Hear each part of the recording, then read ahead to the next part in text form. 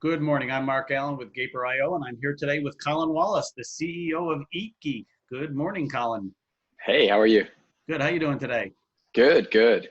Good. So, well, thank you for joining us today. And can you share a brief background of yourself and your work experience? Yeah, sure. So I'm the CEO of a company called EatGeek. What we do is connect all the applications that interface with hospitality chains, restaurants, hotels, and what have you. We use that to help them create better customer experiences and drive more transactions. Oh, very cool. And what did you do before that? Oh, sorry, say it again. I said, what did you do before that? So before that, I ran a company called Farm Hill. We produced lunches for corporate clients. So if you had a team of dozens of people or hundreds of people, and some of them were paleo and some of them were vegan, some of them were vegetarian, and you needed to feed everyone. We made that possible through a commissary kitchen and the technology layer that would let you serve all those people. At our peak, we were doing about 5,000 meals per day. We ended up selling that business to a company called eClub, which is based out of Redwood City. Oh, yeah. Yeah. Never heard of them. So what has been your experience with remote employment, both as an employee and an employer? Yeah, it's really interesting. So we started down this road, or I started down it personally before it was really called remote work, right? I think when I started down this road, it was sort of just calling in sick or sort of working from home. And so, what that meant was you were supposed to be in someone's wedding or you were on vacation, but you still had work you needed to do. And so, you'd log in and do that. Very shortly after that, the technology around sort of VPNs became more prevalent, and you could sort of simulate being on that local network. At that time, I was working at a company called Lexmark International, a printer company. Mm-hmm. And, they sort of brought in this VPN technology to make it possible to log in when you were remote. Like in my case, I was in China doing testing in the factories. And so you still needed to be able to access your email and all these things that were, local to the headquarters in Lexington, Kentucky. And so that was when I started to see oh, this is really interesting. You can be on the beach. At that time you sort of needed Wi-Fi. You couldn't hotspot off your phone, really. That just wasn't really a thing. But you could see the benefits of it, that portability and flexibility.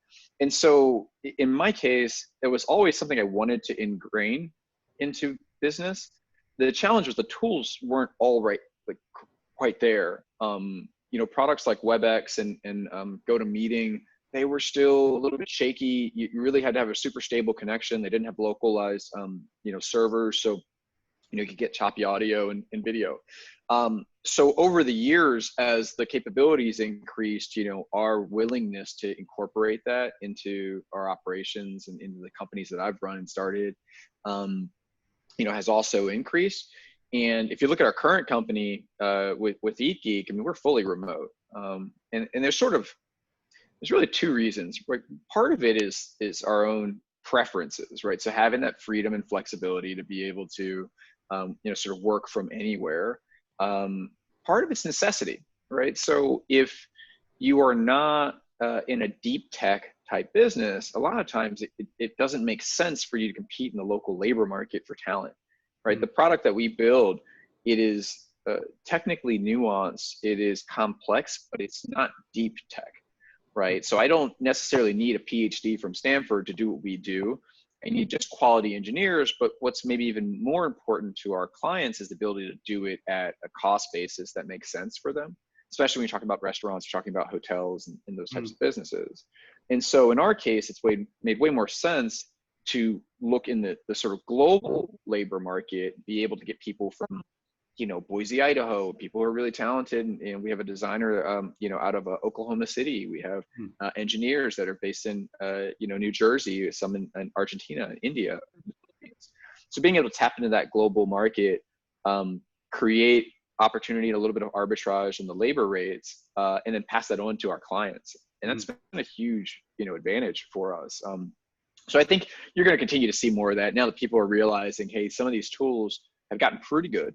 It's not 100%, but if I can get 85, 90% of the bandwidth and the efficiency, but for 40% of the cost, 50% of the cost, that's interesting, right? Yeah, and you can build a business there. Yeah. Yeah. And do you even have an office, or everyone's remote? We disbanded our office. We had one, and This is an interesting point.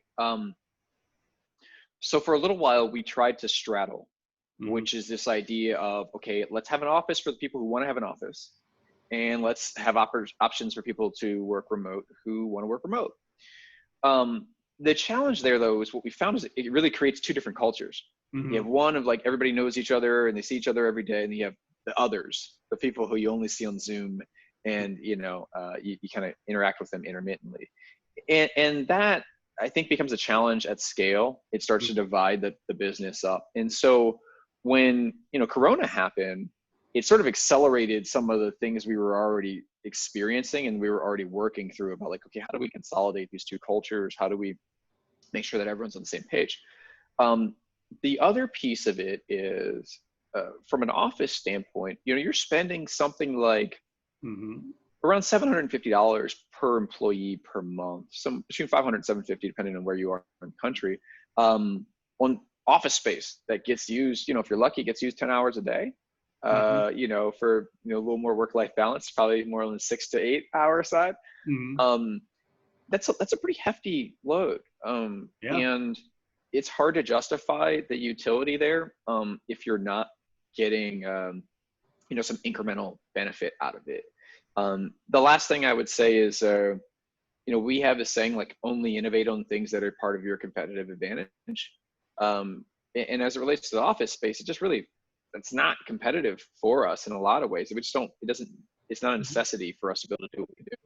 And so we've disbanded with the office. I think we will hold open the option of going back to it sort of post Corona, but I don't think that's going to happen, to be honest.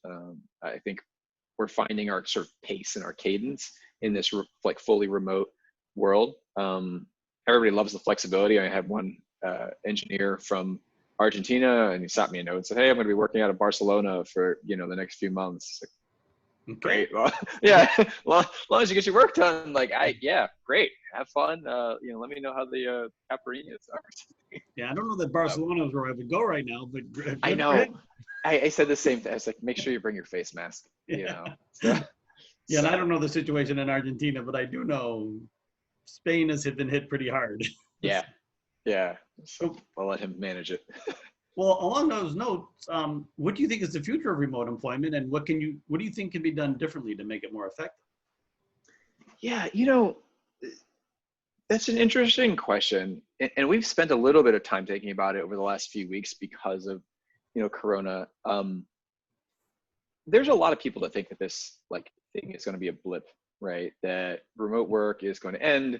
You kind of hear the commercial real estate industry is probably the biggest proponent of, oh, this is being overblown. Things are going to go right back to where they were.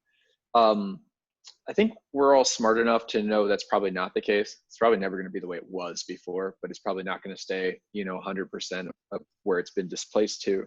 Um, that being said, uh, I think a lot of businesses are going to find a P&L benefit of not hosting employees at the office when it's just not necessary, right? You're probably going to see more like shared space where you book it for a meeting or you book it for retreats and those kinds of things. You come in sort of once a week or Wednesdays or Fridays and do Mhm. your post-it note and powwow type things. Um, I think you're going to see more products evolve for distributed benefits. So Mhm. one of the things that we have a challenge with sometimes is, I've got to create healthcare plans in, 7 or 8 different municipalities, right? Payroll taxes in 7 or 8. Somebody has an issue with their laptop. It's not like you could just walk down to IT and, say, oh, I dropped water on my keyboard. We've got to be able to sort of manage and facilitate those things in multiple countries and multiple places and sort of abide by all the local laws and all those things.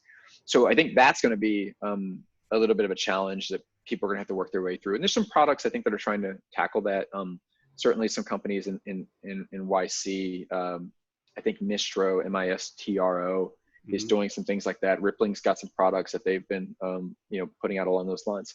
Um, the last thing I think about a lot here is the tax base, Mhm. right? So, you know, if you don't have to have an office in a place like California or New York or New Jersey, um, does it make sense to incorporate there Mhm. and pay sales tax, the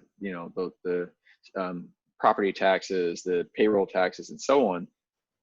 In many cases, that doesn't really make sense. Like, it's just as easy for you to get a PO box, or whatever it is that it's sort of the bare minimums you need in Delaware. People do that all the time. Florida, Texas, Nevada, and giving yourself a competitive advantage along those lines. And sort of, what's the impact of that on these states, right? I mean, California, I love it. I'm not native to California. The tax base here is noteworthy. Like, what we pay in taxes is significant, especially with some of the sort of Jobs Act, tax changes. Our tax rates basically went up 30%, when they sort of limited those deductions. And so you really have to think long and hard about whether or not it makes sense for you to locate your business here and keep it here in a world where the switching cost is really low, right? It's just moving a couple of moving some data from one place to another, and that's now where your business is located. Yeah. You actually just gave the exact reason why most pro golfers live in Florida.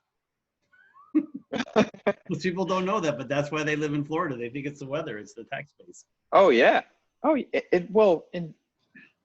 not to sort of belabor the point, if you look at sort of the best performing hedge funds in the country versus the ones that are sort of average or what have you, you're talking about a difference of something like 5 to 8% returns per year, right? And I say that to mean most people will spend days and weeks, years searching around for investment opportunities that yield something like a 5 to 8% delta from their current strategy.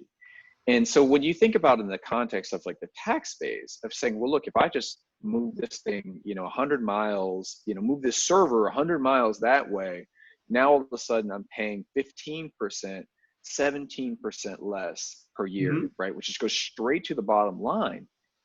I mean, that's hard to deny. It's hard to fault people for doing it. I mean, right? And it's just a capitalist society, at least what we like to think it is. So I think states are going to have to really think hard about, how do I stay competitive, right? In dimensions outside of just, we have nice weather and we got engineers and all that kind of stuff. So we could have a whole different discussion about that. Yeah. We'll go on to my next question. Yeah, please.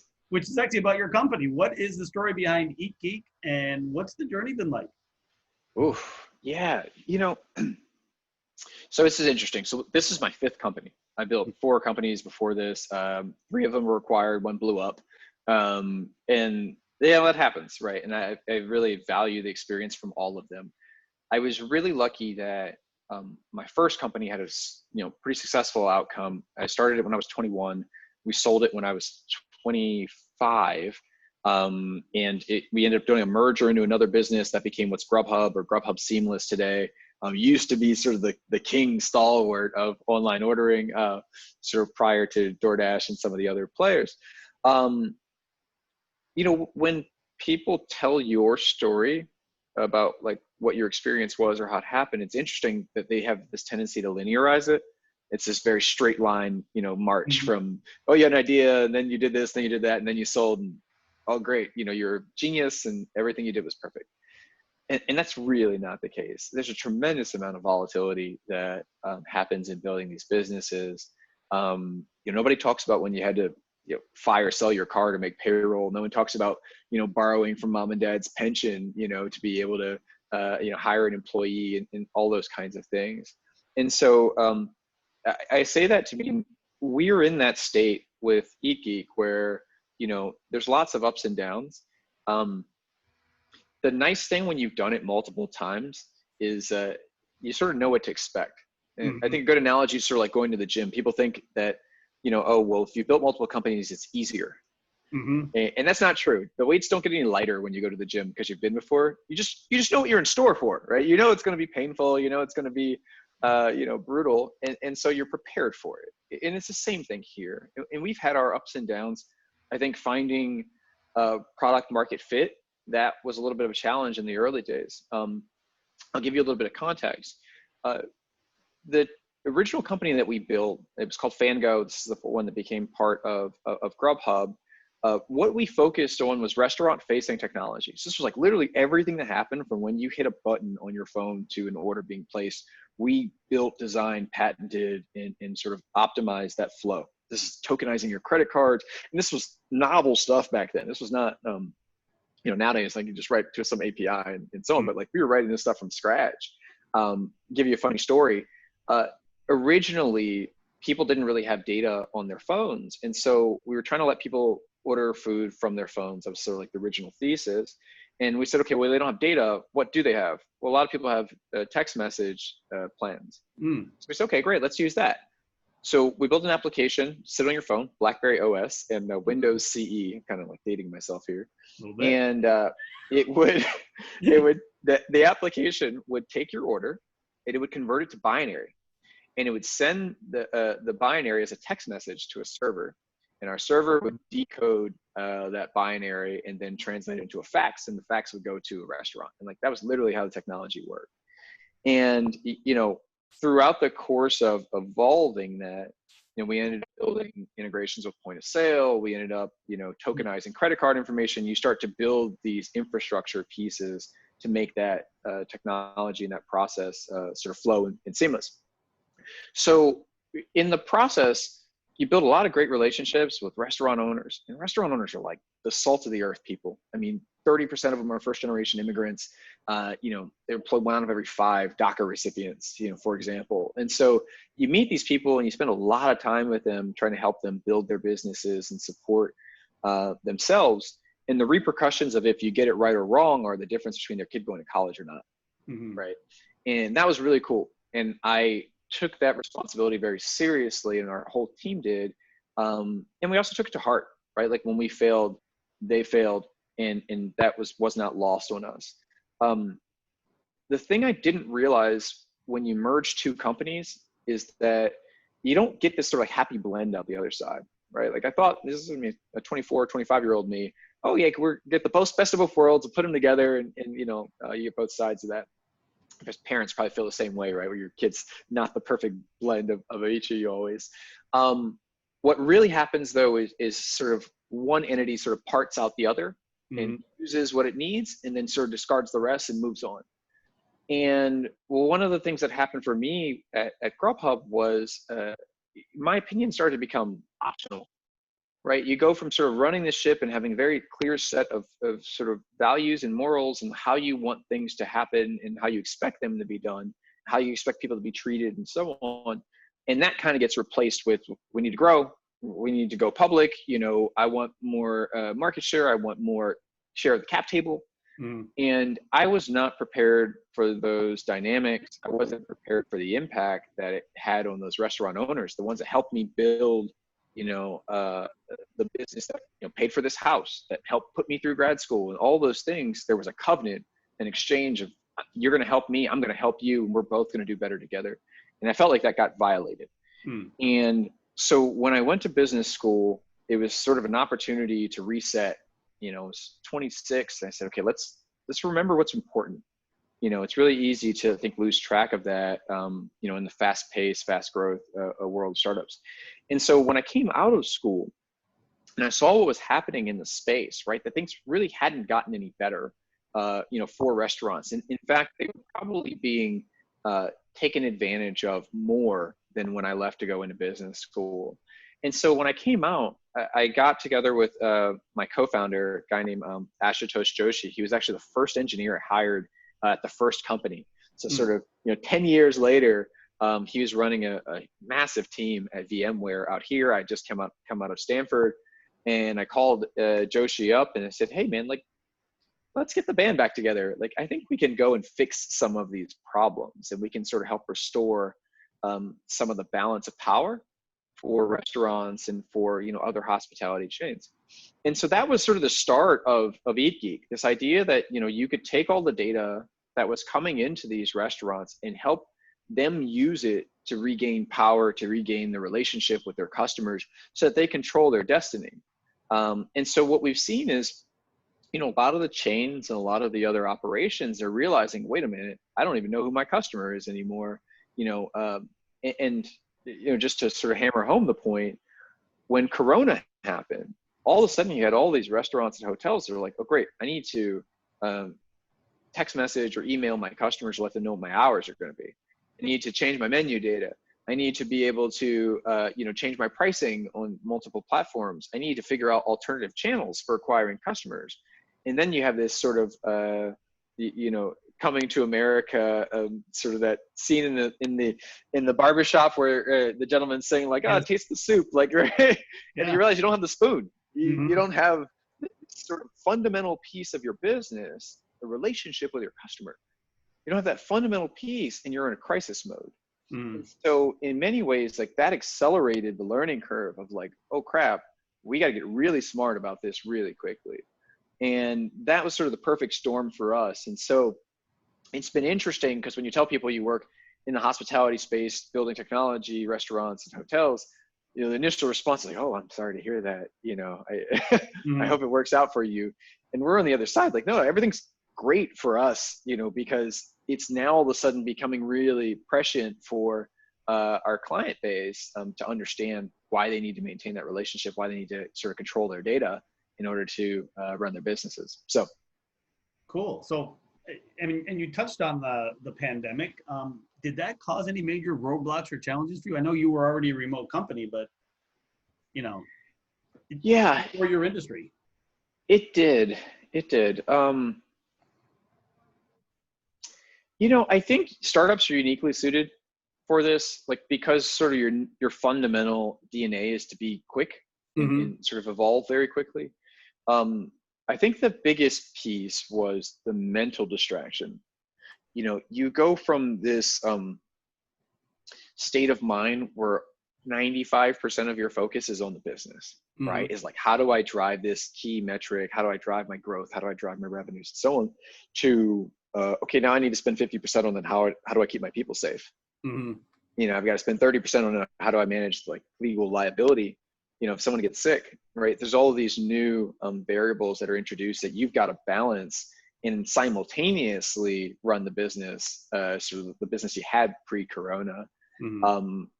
There's some other compounding elements too when you think about sort of investors and like the investment life cycle, right? How does that stretch what needs to happen and when, as far as fundraising or like milestones that we committed to in some of our past fundraising.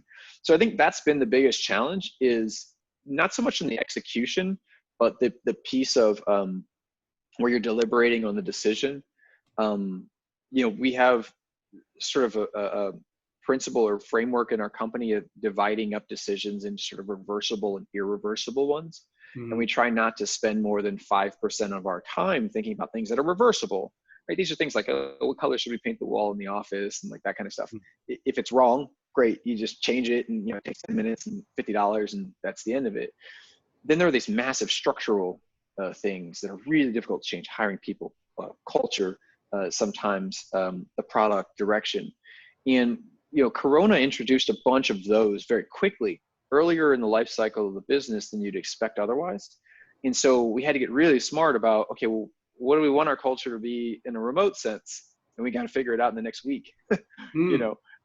This tack that we've taken strategically, is this, even though it's been working, is it going to continue to work in this environment that's evolving or that's emerging sort of post-corona? And again, we had to get really smart about that stuff really quick and make decisions that, in many ways could be terminal. If you make the wrong one there, they could just kill the whole business altogether. So that was probably the hardest part, was just shifting gears to the new mindset and then coming up with decisions that you knew had a lot of repercussions, and sort of making the right call on those. Yeah, very good. So finally, there's companies like Gaper that help develop, build, scale products, especially for startups. You've already started to employ this model. How important do you think this is going to be going forward for the startup world in general? Yeah, I think it's huge, right? And we kind of touched on this briefly earlier. When you think about the fundamental difference between startups and sort of big businesses, Steve Blank likes to say this a lot, right? That startups aren't just small, big companies. Like, they are a company in search of sort of a scalable and repeatable business model. And the value or variable that's most sensitive to is speed. How fast can you iterate through, right? How fast can you hire? How fast can you learn? And so on. And again, to make it a little bit more concrete, in the startup world, you know, the availability and the value of information are inversely proportional, right? So in the beginning, you know, you don't know anything about this thing that you're doing, but if you did, it'd be really valuable to you, right? And in the end, you know a ton about this thing, but the industry's dead or you've already sold the business, so it's not worth anything to you, right? And so you're in this constant struggle of like, how do I increase my learning curve faster than the value of that knowledge depreciates, right? And so again, it all comes down to speed. Like, how quickly can you get through this? And so when you look at products like Gaper, I mean, it helps you do things faster, right? Whether it's building the product, whether it's hiring people, whether it's building the culture, like all of the above. So it fits in this very large rubric of like, how do I accelerate this business? You're building a rocket ship. You're not building, you know, an old pickup truck. And so you want to put rocket fuel into it, right? You put rocket fuel in a pickup truck, it blows up. It's not a good outcome. You know, so I think you're going to see more products that fall under that rubric. I think to the extent that you can incorporate those and metabolize those, and sort of companies that can do that the fastest, you're going to see them start to create more gap between their competitors. Yeah. Well, Colin, this has been fascinating. I want to thank you for all your insights today. And I wish you a great day. Yeah. Thanks so much. We really appreciate it. Me too. Thanks. Talk to you All right, later. take care.